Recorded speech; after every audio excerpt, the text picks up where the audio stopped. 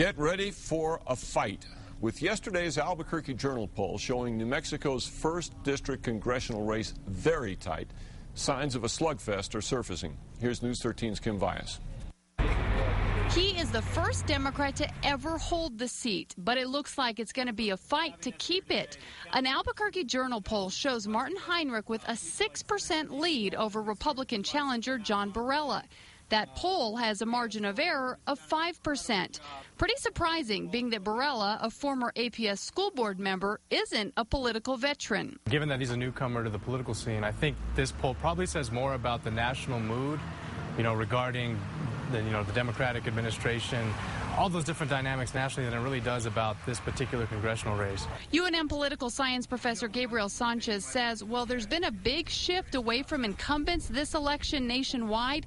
It's too early to come to conclusions. The important thing to consider is this is just a snapshot in time, how voters think about these two candidates right now.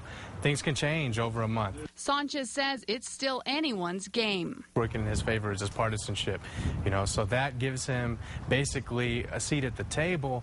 Well, he's got to make up some of that difference, however. Right now we're saying 6%. He's got to make that up with, his candidacy, what he brings to the table as an individual candidate. I think for Heinrich, he really has to do his best to emphasize what he's done for the state. And, obviously he's only been in office a couple of years, so that doesn't really give him a huge tie to the overall Democratic Party, and I think that's working to his advantage a little bit. Kim Vyas, KRQE News 13.